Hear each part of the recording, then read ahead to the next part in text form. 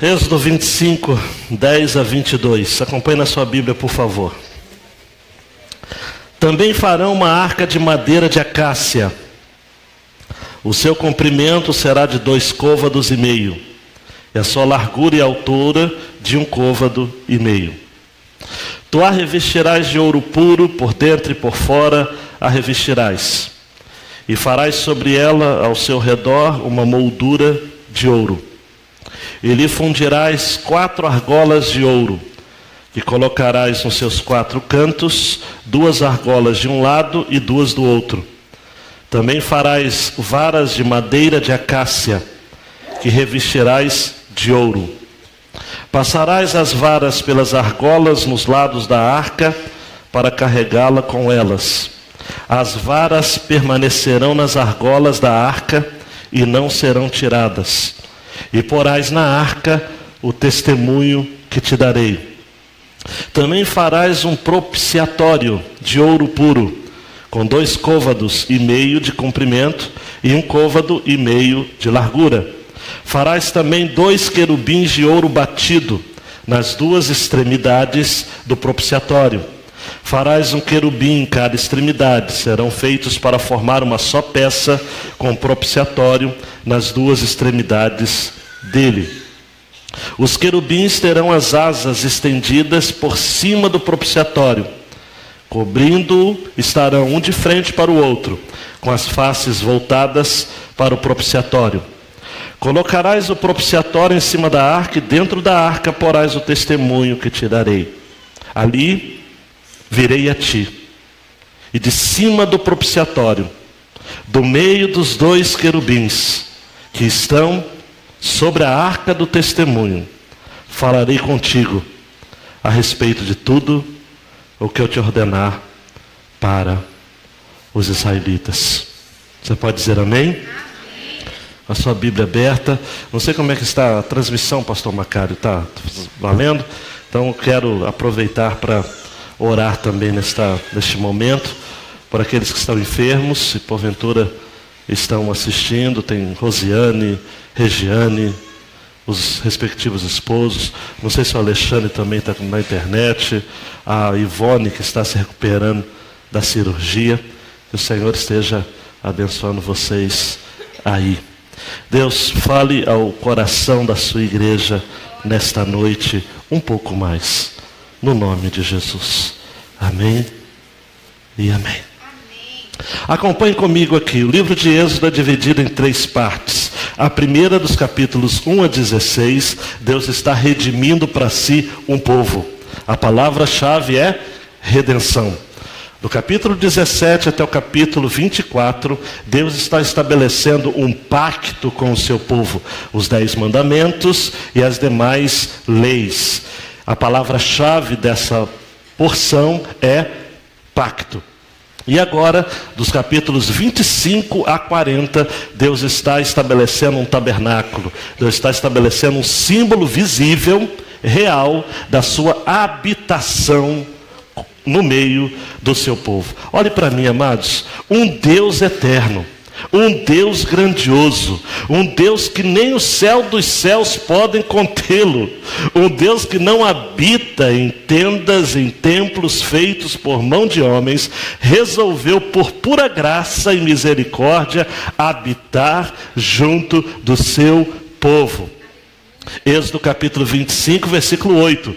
Eles me farão um santuário para que eu habite no meio deles. Não apenas, amados, a incumbência de fazer um santuário, de fazer um tabernáculo, de estabelecer então uma casa, uma morada, por enquanto transitória, porque o tabernáculo era carregado de acordo com a caminhada do povo no deserto, transitória, extremamente provisória nesse aspecto, mas que apontava para o tempo em que Deus de fato estaria habitando no meio do seu povo, através da igreja do Senhor Jesus, que somos nós, e todos os santos e santas de todos os tempos, que um dia estaremos diante do Senhor na glória. Então é interessante a gente reforçar isso. Eu trouxe, amados, quero pedir que o João preste atenção, sempre olhando para cá, meu filho, para você não se perder e nem eu. Dá mais um clique aí, por favor. Esse é um desenho do tabernáculo. Não sei se vai ficar assim, tem alguns detalhes. Esse é o tabernáculo, é uma tenda, nada mais é do que uma tenda portátil. E o tabernáculo é dividido entre átrio, não é? Entre lugar santo e o santo dos santos.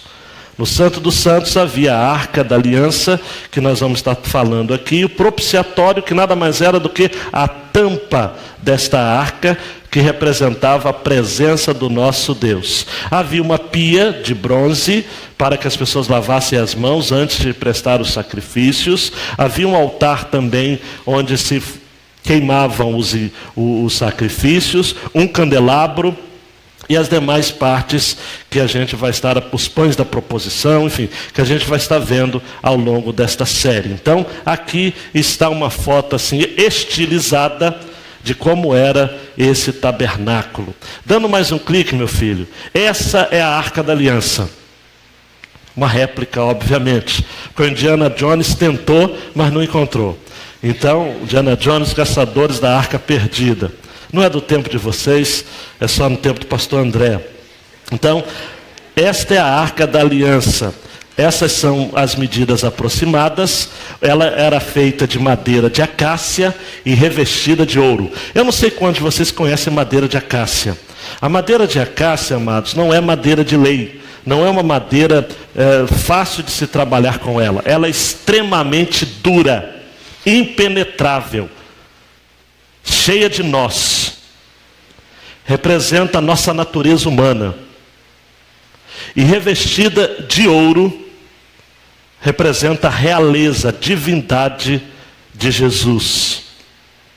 Então toda ela feita de madeira de acácia, revestida com ouro, apontando para a humanidade e a divindade do Senhor Jesus. E em cima da Arca da Aliança havia o chamado propiciatório, que é essa tampa com essa figura de 2 querubins, que tinham suas asas tocando uma com a outra, e que era considerado o suporte, a base do trono de Deus. Então a Arca da Aliança é um símbolo importante. Dentro da Arca da Aliança haviam 3 coisas. Haviam as tábuas da lei, havia uma porção do maná, e havia a vara de Arão que estava florescida. A Arca da Aliança, amados, vai estar presente em toda a história do povo de Deus. Interessante, no livro de 1 Samuel, por exemplo, quando no tempo de Eli, a Arca da Aliança fora roubada pelos filisteus, você vai perceber que houve várias tragédias seguidas. A nora de Eli, o sacerdote, que tinha seus filhos corruptos, Ofni e Finéias, quando dá notícia, que estava grávida, quando dá notícia de que a Arca da Aliança havia sido roubada pelos filisteus, Eli faz o quê? De súbito, de susto, cai da cadeira, bate a cabeça e morre. E a sua nora dá à luz a um filho. E dá o nome desse filho de Icabode. Já foi a glória de Deus. Porque havia essa noção. Onde estivesse a Arca da Aliança, havia a glória de Deus. No tempo de Davi, a Arca da Aliança ficou um tempo na casa de Obed-edom. E diz o texto, já é 2 Samuel, de que o que acontecia? A casa de Obed-edom prosperava. Ainda voltando a 1 Samuel, nesse episódio da roubada ou do roubo da arca pelos filisteus, a Arca da Aliança foi colocada dentro da sala onde havia o deus Dagon, o deus metade homem, metade peixe dos filisteus. O que aconteceu? Quem conhece a história?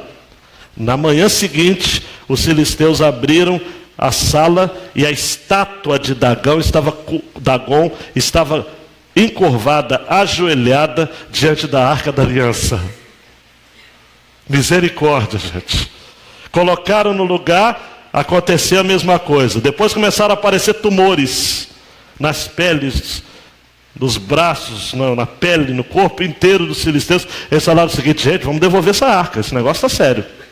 E devolveram, não foi só devolver a arca não, fizeram ainda braceletes e enfeites de ouro para pagar uma espécie de indenização. A arca da aliança não podia ser carregada por mãos humanas, tinha que ser carregado nos ombros dos sacerdotes. 2 homens, chamados Pérez e Uzá, tocaram a arca, enquanto ela estava sendo carregada indevidamente por cavalos. Quem conhece a história? O que aconteceu? Ambos foram fulminados. Ninguém poderia tocar indevidamente na arca da aliança. Então, essa é a imagem que eu quero estar propondo a vocês nessa reflexão. Tá ok? João, dá um clique, por favor. A nossa grande ideia de hoje é o Deus onipotente, do texto, né? O Deus onipotente se relaciona com o homem decadente em sua misericórdia, provedora de graça. Eu não quero cansar vocês com detalhes exegéticos, mas é uma curiosidade que eu julgo que vocês estão aqui para aprender, como eu também. A primeira palavra no hebraico, na Bíblia, é a palavra Bereshit, né? Quem fez seminário e estudou hebraico, pelo menos Gênesis 1:1 tem que falar. Bereshit, bara, Elohim, então é por aí. Então a primeira palavra é Bereshit. A palavra Bereshit começa com uma palavra no hebraico chamada Beit. E a palavra Beit é uma palavra que significa casa. Daí Belém, o nome, Belém tem um nome bonito. Beit Lehem. Se você quiser, assim, tirar onda, fala assim, onde você mora?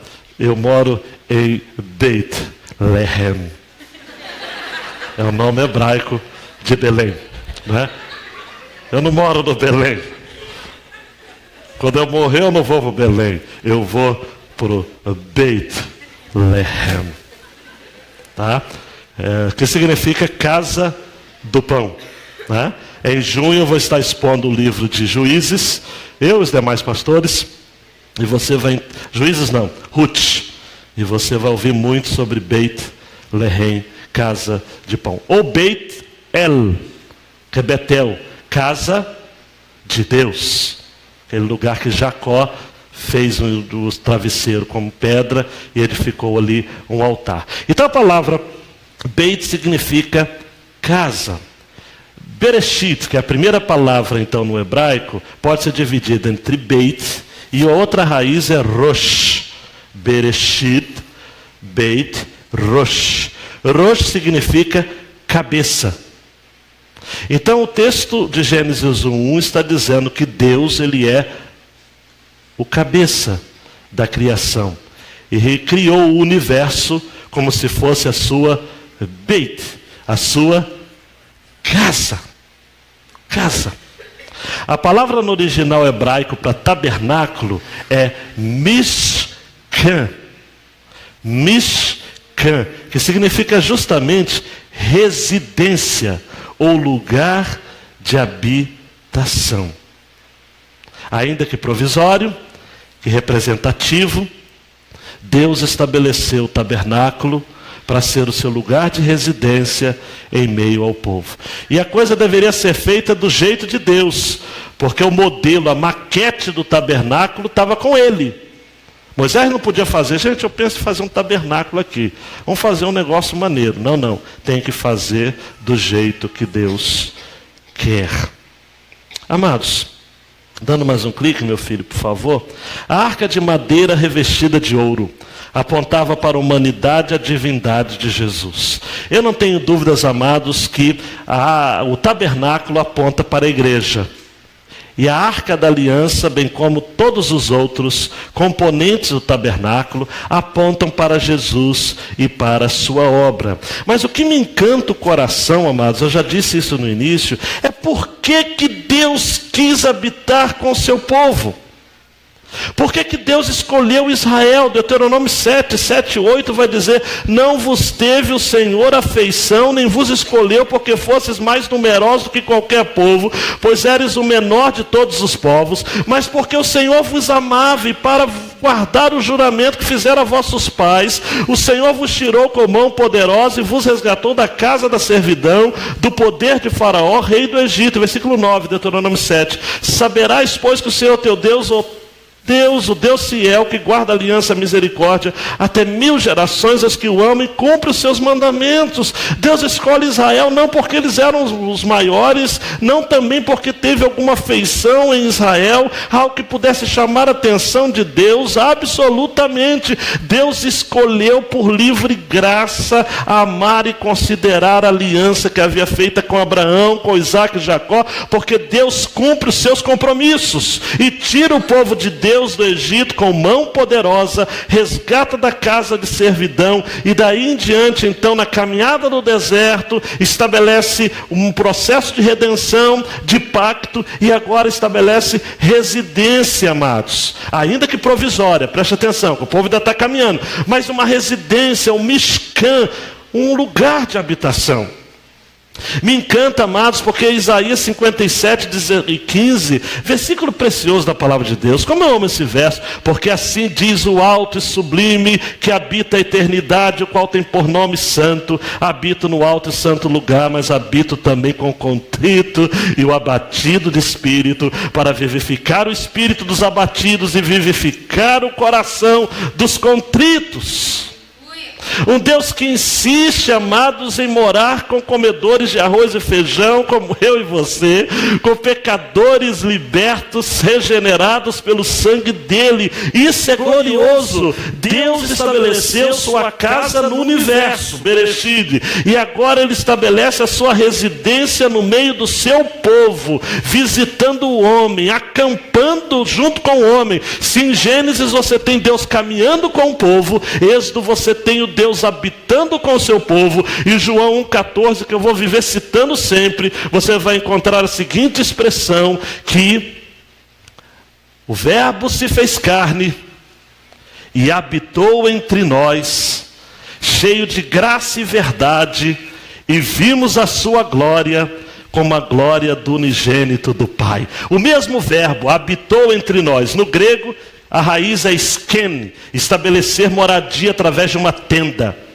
É a mesma, é o correspondente para o hebraico mishkan, o que pode ser traduzido: em Cristo Deus tabernaculou conosco. Ele é mediador de um novo pacto, de uma nova aliança. Ele é ministro de uma referência de acompanhamento, de graça.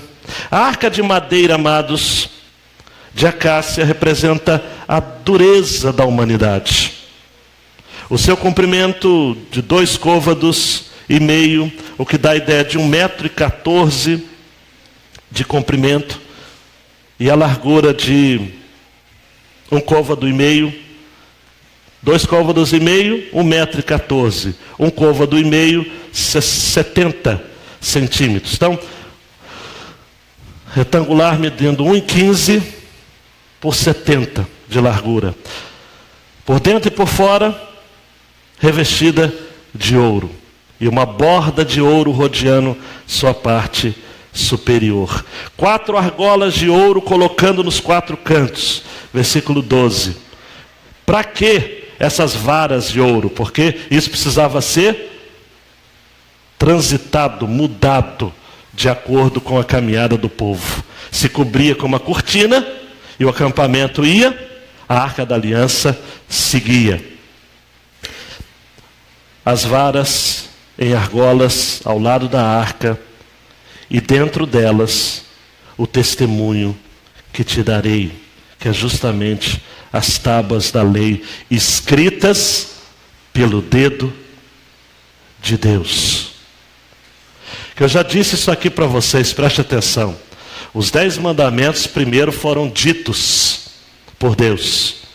Depois, posteriormente, foram escritos por Deus no período de 40 dias que Moisés estava acima do Monte Sinai. O tabernáculo servia para lembrar da bênção da presença de Deus. Enquanto o tabernáculo estivesse com o povo, Deus estava presente. Deus habitava como o rei do seu povo. Deus recebia homenagem, culto do seu povo.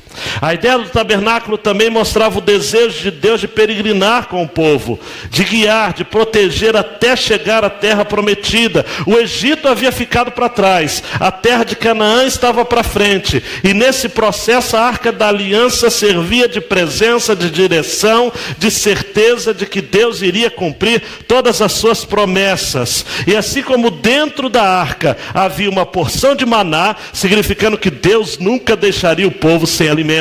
Havia as tábuas da lei, dizendo que Deus não queria deixar o povo sem direção. E havia também a vara de Arão. Não sei se você se lembra desta passagem. O povo em Números 17 está desafiando a liderança de Moisés e de Arão. E Deus manda fazer um teste. Cada representante de uma tribo em Israel apresente uma vara seca diante do Senhor. A vara que florescer, a família, a tribo, vai ser a tribo que vai estar me servindo. Arão representou a tribo de Levi. No outro dia, a vara de Arão, amados, preste atenção, ela não apenas havia florescido, mas passou a dar gomos e flores. É símbolo da ressurreição. Antes uma vara seca e morta, agora uma vara que floresce e dá vida. A bênção de Deus através da tribo de Levi. Amados, amadas, Deus estava junto com o povo. Deus estava gerando poder, pureza e santidade no meio do povo. E jamais faltaria palavra de Deus, alimento de Deus e testemunho da ressurreição. Eu vibro, amados, em saber que isso representa a nossa caminhada também. Quando conhecemos a Jesus, o Egito ficou para trás. Sim ou não? Amém. Tem gente que tem saudade do Egito, né? De vez em quando dá uma ida no Egito, volta, gosta do Egito. Vai entender. Tem gente que prefere a opressão de Faraó do que o favor de Deus. Vai entender. Tem louco de tudo nesse mundo. Mas o Egito, amados, ficou para trás. Nós cantamos aqui um dos cânticos. A gente não tem nada a ver com este mundo mais. A Canaã, a nossa não é mais a Canaã terrena.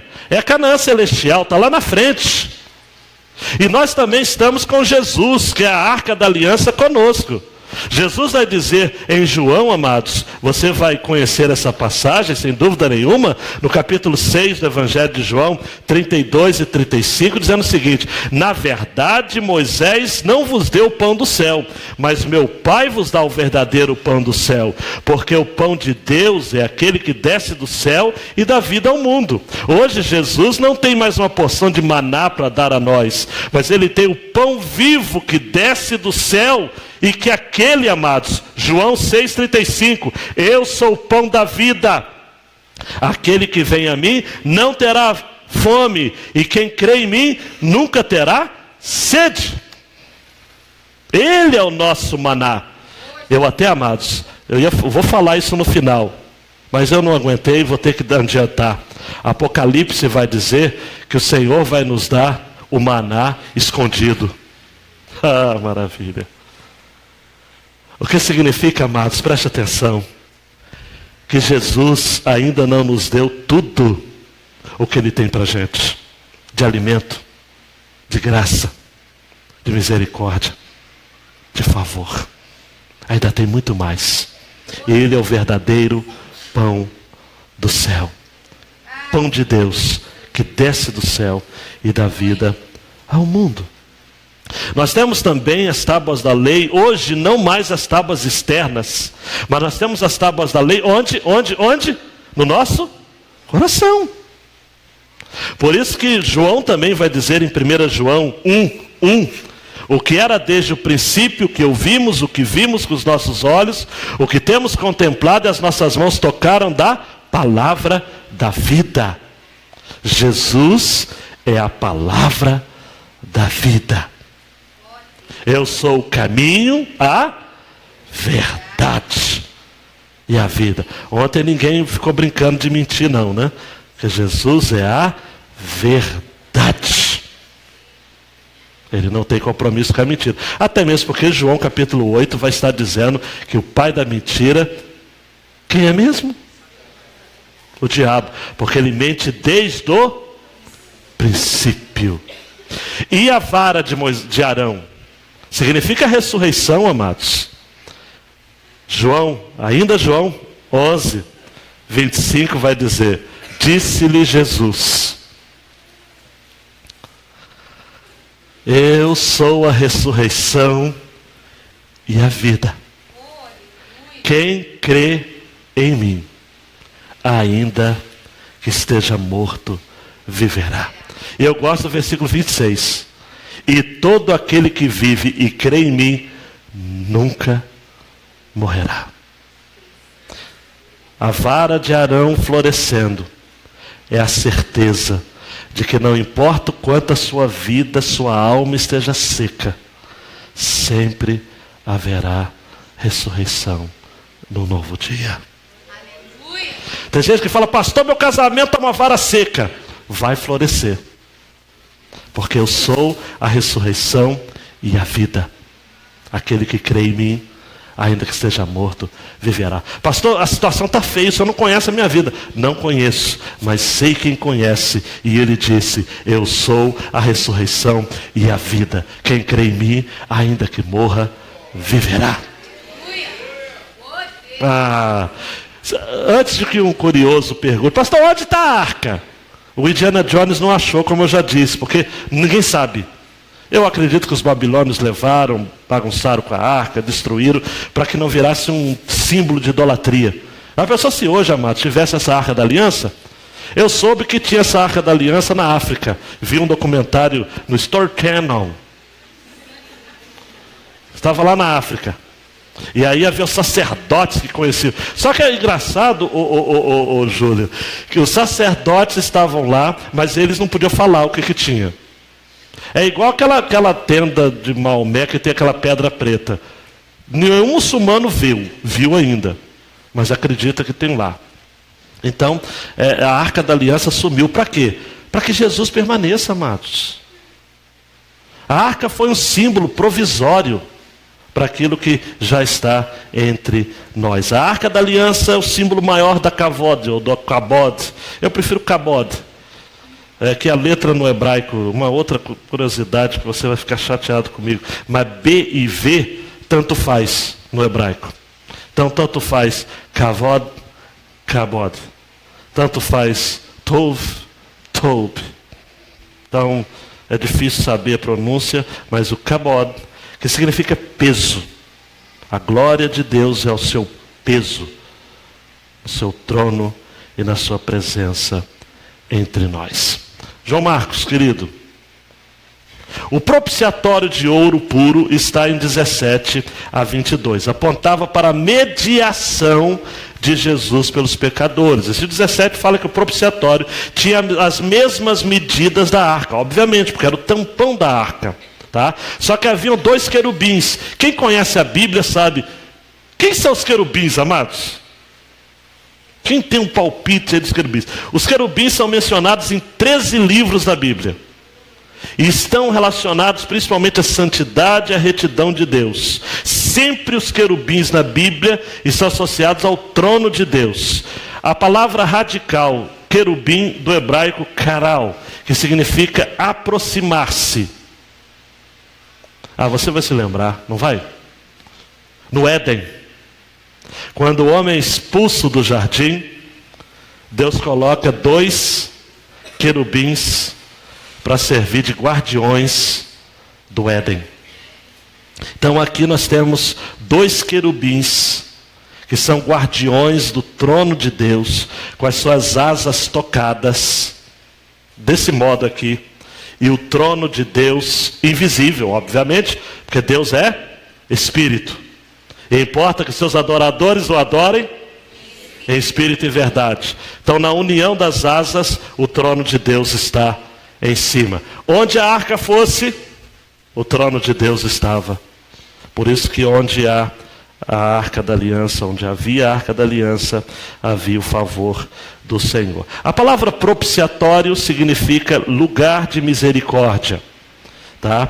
Nós temos para mim, eu tenho para mim de que o propiciatório aponta para Jesus como mediador.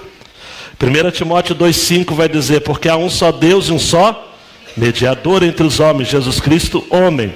O nome de Jesus em Isaías 7,14, Mateus 1,23 é Emanuel, nome do nosso garotinho que orou nessa noite, que significa Deus conosco, tá?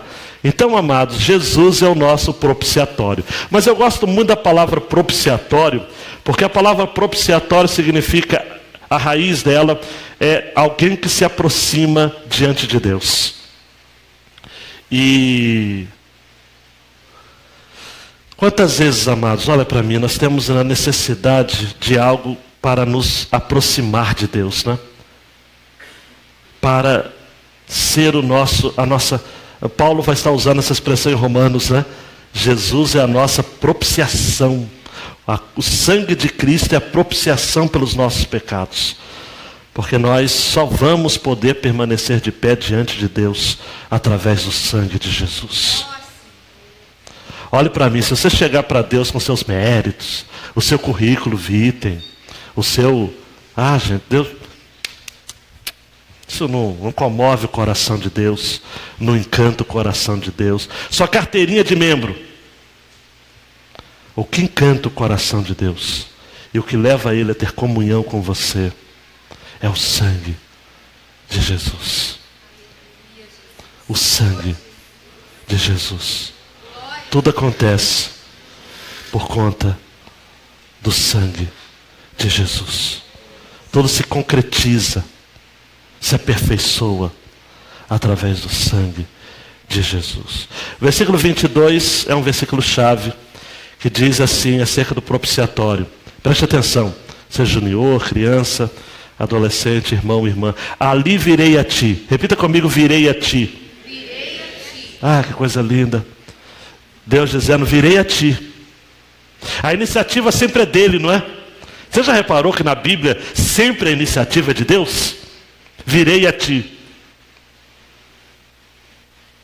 De cima do propiciatório, do meio dos dois querubins que estão sobre a arca do testemunho, falarei contigo. Repita comigo, falarei contigo. É lindo isso. Falarei contigo. Deus está dizendo, eu virei a ti, falarei contigo a respeito de tudo o que eu ordenar para os israelitas. Gente, deixa eu só fazer um link aqui. Eu vibro com a oração de Eliezer, servo de Abraão. Estava procurando uma esposa para o seu senhor Isaque. E há uma expressão no texto de Gênesis que diz assim, que Eliezer orou ao Senhor dizendo, Deus, torna bem sucedido o meu caminho. Virei a ti, falarei contigo, te tornarei bem sucedido. O propiciatório, a tampa sobre a arca da aliança, significa que Jesus tomou a iniciativa de ser nosso mediador. E que agora, preste atenção, gente, isso é vibrante. Quando Deus olha lá do céu, Ele não olha mais os nossos pecados e as nossas iniquidades. Porque sendo justificados pela graça através do sangue, quando o Pai nos olha, vê o Filho que nos reveste, que se aproxima de nós, que é o nosso propiciador.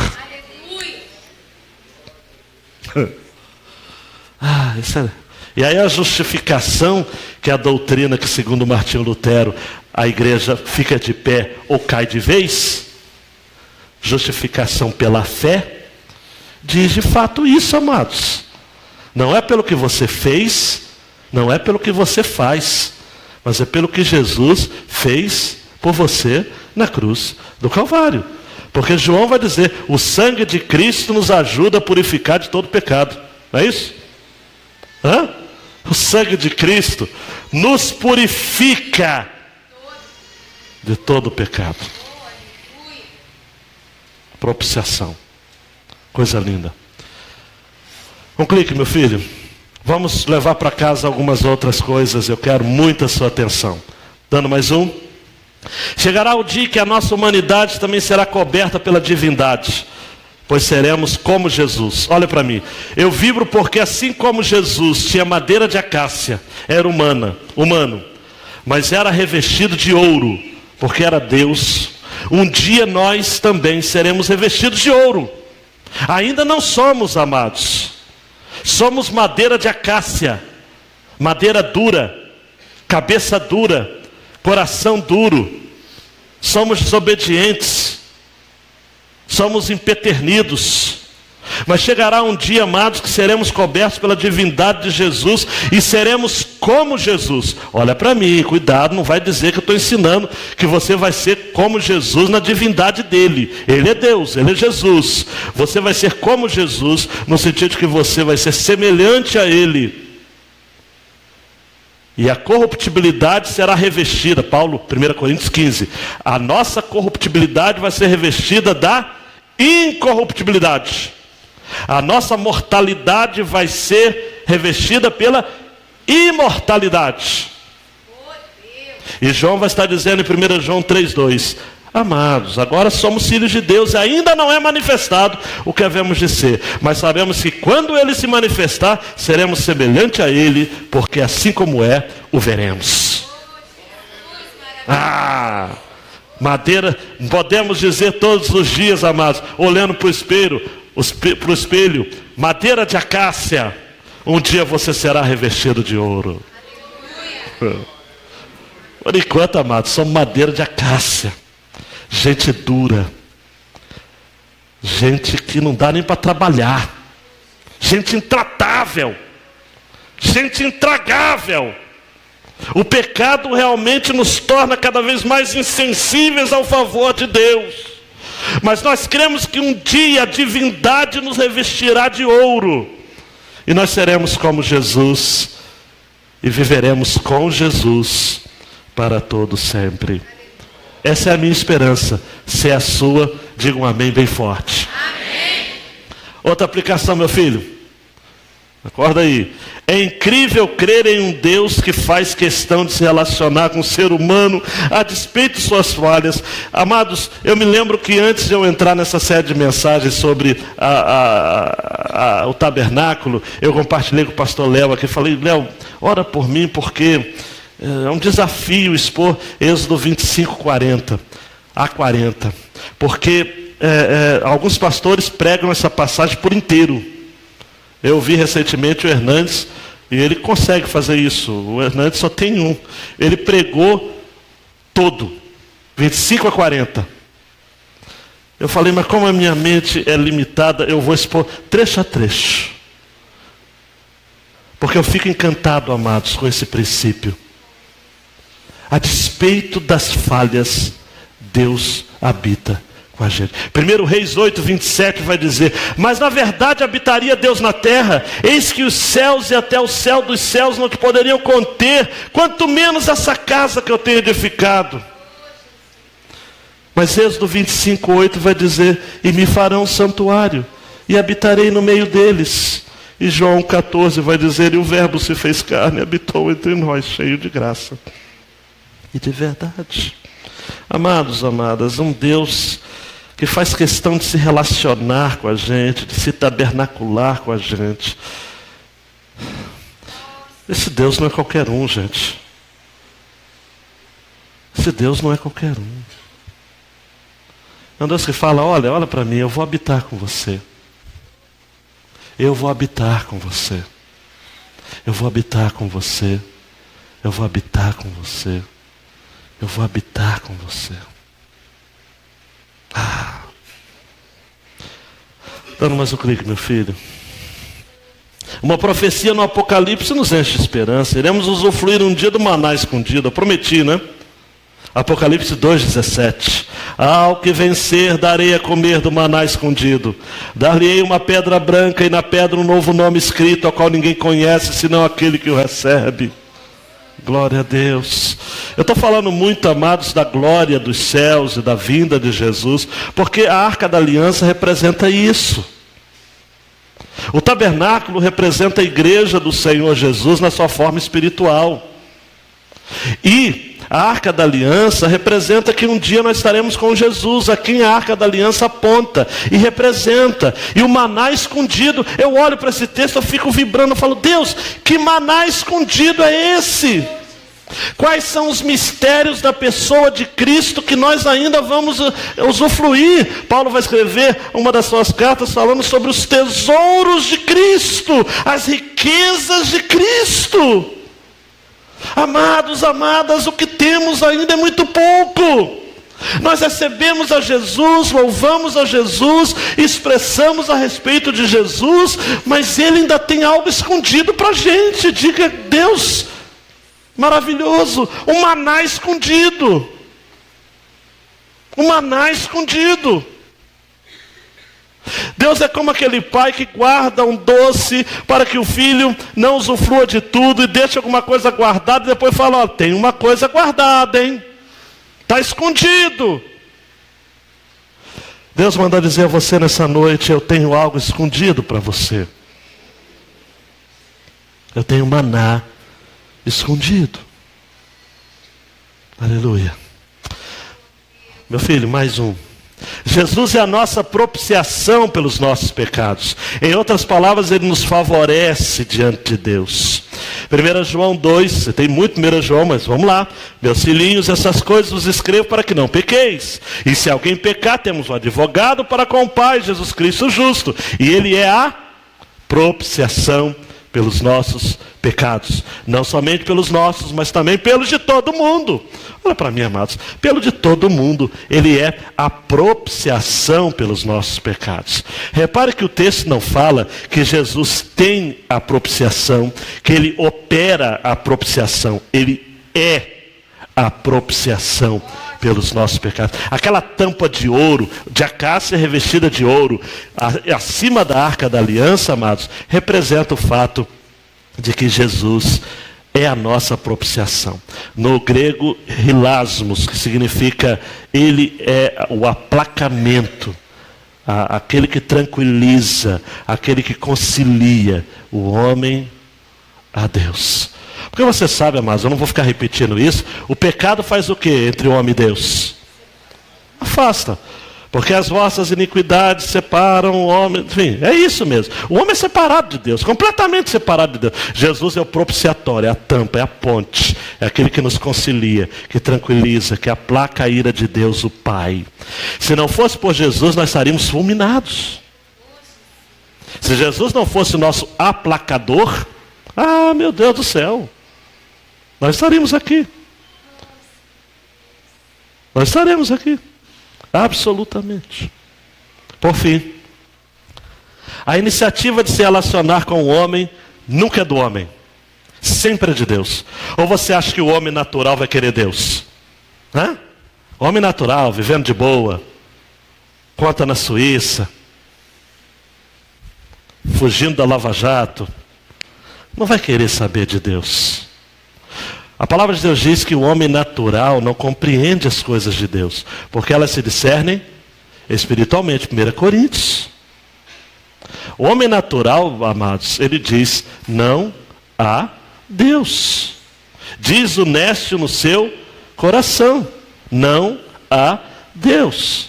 A iniciativa desse relacionamento é sempre de Deus. É Ele quem envia o seu filho, é Ele que alimenta, é Ele que trata, é Ele que direciona, é Ele. Jonas já está dizendo, no ventre do grande peixe, a salvação pertence ao Senhor. A salvação pertence ao Senhor. E Apocalipse 21:3 diz, e ouvi uma grande voz do céu que dizia, eis aqui o tabernáculo de Deus com os homens, pois com eles habitará, e eles serão seu povo, e o mesmo Deus estará com eles, e será o seu Deus. Dando mais um clique, pastor Macário.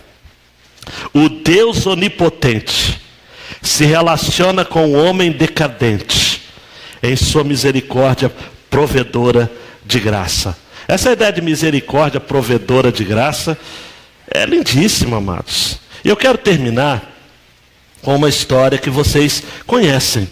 Se não conhecem, vão conhecer agora. Está em Lucas 18, a partir do versículo 9, que tem a ver com a questão da propiciação. Preste atenção.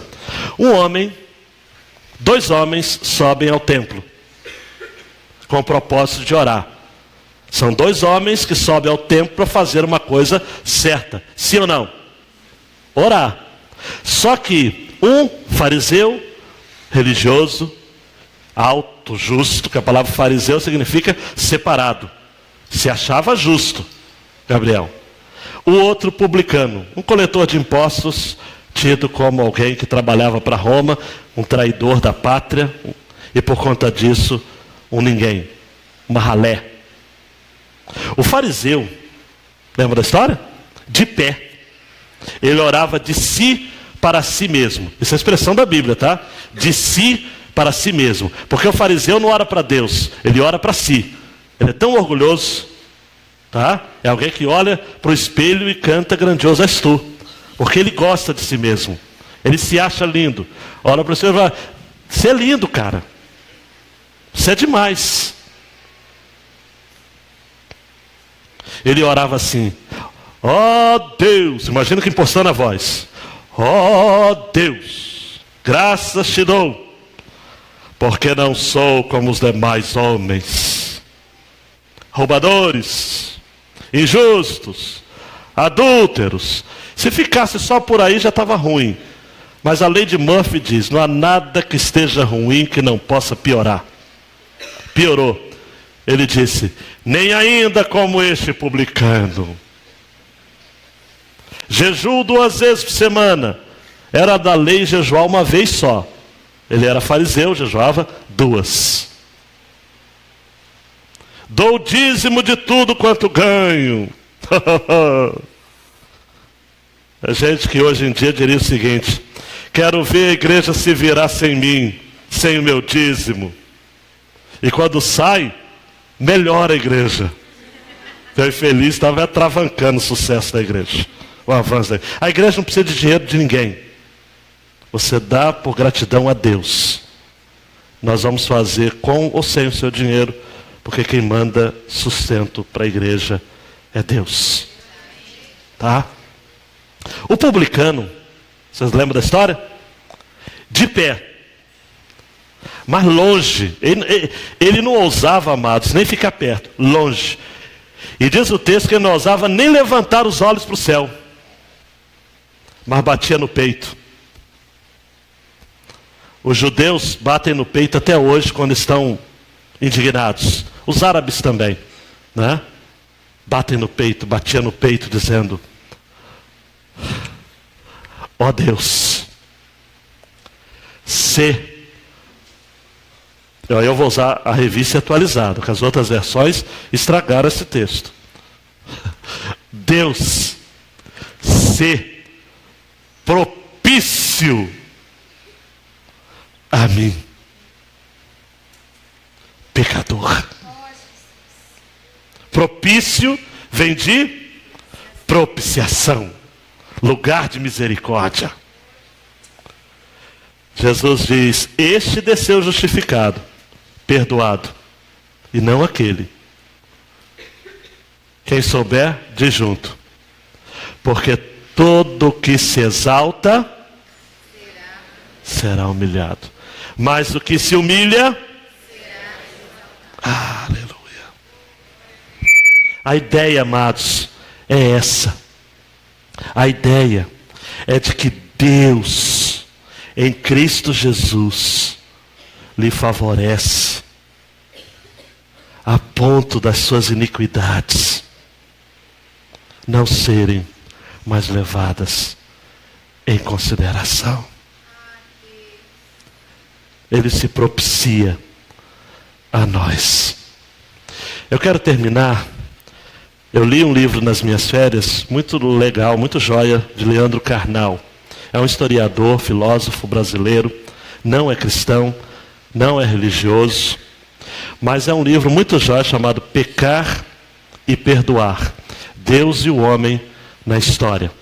É um livro para quem gosta de história, de filosofia, mas ele mesmo no livro é sincero ao dizer que ele é um não religioso, embora ele admire a religião ou a expressão de fé cristã, muçulmana e todos. Mas ele tem um trecho sobre oração, é que mesmo os não religiosos, amados, têm que admitir isso. E Leandro Carnal fala assim: o homem precisa da oração para inserir-se na ordem da criação e descobrir-se criatura frágil e sem poder, mas amada. A oração é um reconhecimento de fraqueza, sim, mas uma entrega ao amor maior. Por isso, dizem os religiosos, aí o Leandro Carnal faz isso, né? Dizem os religiosos, para saber que nada, precisamos da oração para saber que nada somos, nada podemos, mas somos amados, porque tudo pode e tudo é. Eu creio, amados, no poder da oração. Eu creio num Deus que se fez homem. Eu creio num Deus que nos perdoa em Cristo Jesus, pelos pecados do passado, do presente e do futuro. E isso não será justificativa para pecarmos, porque quem crê no perdão de Deus, foge do pecado. Eu creio que Deus não leva em conta os anos de ignorância. Eu creio que Deus reescreve a nossa história. Eu creio que pau que nasce torto se endireita quando Jesus entra na história. Eu creio que o que não temos, o que não podemos e o que não conquistamos, Ele pode, conquista e tem por nós. Eu creio que nem a morte, nem a vida nos poderá separar do amor de Deus que há em Cristo Jesus, o nosso Senhor. Eu creio que Ele se tabernacula conosco hoje, transitoriamente ainda, mas que um dia estaremos na glória, morando com Ele, vendo a face dEle, usufruindo da glória e do favor dEle, eternidade a eternidade. Eu creio que Deus quer habitar em meio ao seu povo.